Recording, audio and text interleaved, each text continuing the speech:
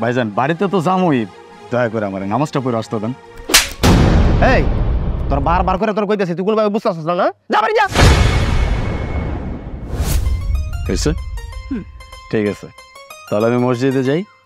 আমার ওই নামাজ পড়ার পরে সবার সাথে কথাবার্তা বলে বাড়িতে ফিরতে একটু লেট হবে। তুমি এক কাজ করো, গোসল করে নামাজ পড়ে খাওয়া দাওয়া করে নি। আচ্ছা ঠিক আছে, তুমি যাও, আমি গোসল করে নামাজ পড়ে নিব। কিন্তু হ্যাঁ, তুমি বাড়িতে আসার আগ পর্যন্ত কিন্তু আমি খাবার খাবো না। তুমি আসলে একসাথে খাবার খাবো। ঠিক আছে, আমি সময় মতো চলে আসবো। থাকো।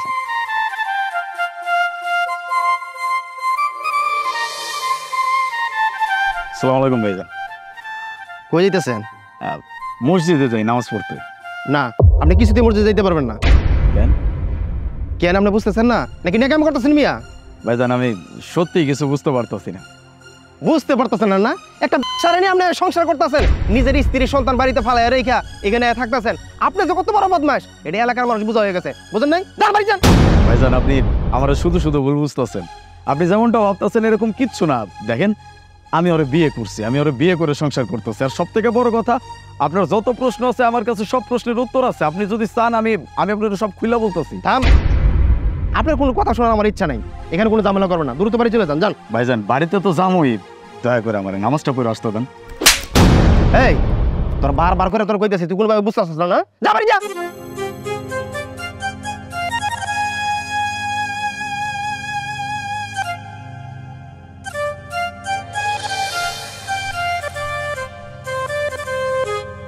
কি ব্যাপার, তোমাকে এমন দেখাচ্ছে কেন?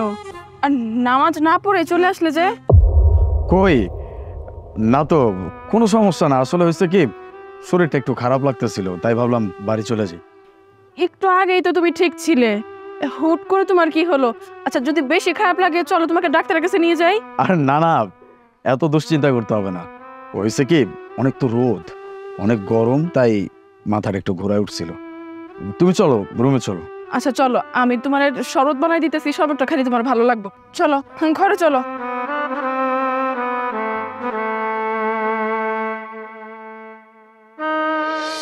আল্লাহ আল্লাহ। আসসালামু আলাইকুম। ওয়ালাইকুম আসসালাম। সভাপতি সাহেব কেমন আছেন? আলহামদুলিল্লাহ ভালো আছি। একটা খারাপ ঘটনা ঘটে গেছে। কি ঘটনা ঘটছে?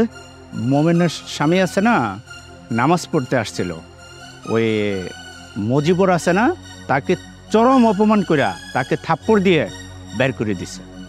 এটা তো বড় অন্যায় করছে। আচ্ছা চলেন ডেকে নিয়ে আসি। কামাল সাহেব, কামাল সাহেব কি বাড়িতে আছেন? সভাপতি সাহেব, আসসালামু আলাইকুম। ওয়ালাইকুম আসসালাম। আপনারা আমার বাড়িতে? আপনার সাথে যে ঘটনাটা ঘটছে, মজিবর একটা বেয়াদব। আপনি মসজিদে নামাজ পড়তে যাচ্ছিলেন, আর মসজিদে যাওয়ার পথে আপনাকে মজিবর বাধা দিয়েছে। এই কথা শোনার পরে আমি আর থাকতে পারলাম না, ভাইকে নিয়ে চলে আসলাম। সভাপতি সাহেব, আমি ওনার অনেক বোঝানোর চেষ্টা করছি। বোঝানোর চেষ্টা করার পরেও সে আমার কোনো কথা শোনে নাই। আসলে কামাল সাহেব, ও তো একটা বেয়াদব। ও আপনার সাথে খারাপ ব্যবহার করছে, এইরকম অন্যান্য মানুষের সাথেও খারাপ ব্যবহার করে। আপনি ওর কথা কিছু মনে করবেন না। সভাপতি সাহেব, আমি একটা সরকারি চাকরি করতাম। আল্লাহর রহমতে টাকা পয়সার আমার কোনো অভাব ছিল না। বউটা যখন মারা গেল, তখন আরেকটা বিয়ে করতে চাওয়াতে আমার ভাই বোন আমার সব সম্পত্তি নিয়ে গেছে। আমার কাছে এখন আর কিছু নাই। আপনি একটা ভালো কাজ করেছেন, মোমেনাকে ভালো হওয়ার সুযোগ দিয়েছেন। মোমেনা ছিল একটা বেশি। এই গ্রামের মানুষ তার দেহটা ভোগ করছে, কেউ তো ভালো হওয়ার সুযোগ দেয় নাই। আপনি ভালো হওয়ার সুযোগ দিয়েছেন। আসলেও কি আর বলবো, এই পৃথিবীতে ভালো মানুষের বড়ই অভাব। সভাপতি সাহেব, আমি ওর সম্পর্কে সব কিছু জানি। আমি সব কিছু জেনেই বিয়ে করছি। দেখেন, আমিও তো একটা মানুষ, বাঁচতে তো হবে। আমার তো একটা অবলম্বন দরকার। এই জন্য আমি সব জেনে শুনে আমি ওর বিয়ে করছি। এখন তারপরেও যদি মানুষজন আমার সাথে এরকম আচরণ করে, তাহলে ব্যাপারটা কেমন দেখায় না? আল্লাহর রহমতে আমার ব্যাংকে যে টাকা পয়সা আছে, কোনো সমস্যা হবে না। আমাদের দুইজনের জীবনটা আরামসে কেটে যাবে। কামাল সাহেব, একটু পরে আজান হবে মসজিদে, চলেন আমাদের সাথে নামাজ পড়বেন। আর নামাজের পরে মজিবরের বিচার হবে।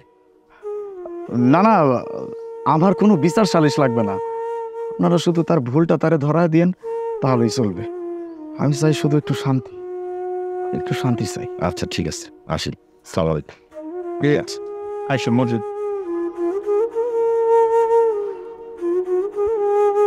আমি ঘর থেকে সব কথাই শুনছি।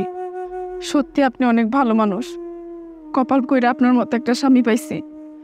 আমি অন্ধকার জগতে ডুইবাইছিলাম, সেইখান থেকে আপনি আমার আলোর পথ দেখাইছেন, আমার নতুন একটা জীবন দিচ্ছেন। আপনি যে আমার অনেক ভালোবাসেন সেটা আমি জানি। আমার সারা জীবন আপনি এইভাবে ভালোবেসে যায়, আমি আর কিচ্ছু চাই না। চিন্তা করো না, আমি তো শুধুমাত্র ওসিলা। তোমার সেই অন্ধকার জগৎ থেকে আনার জন্য আল্লাহ পাক আমার ওসিলা করে পাঠাইছে।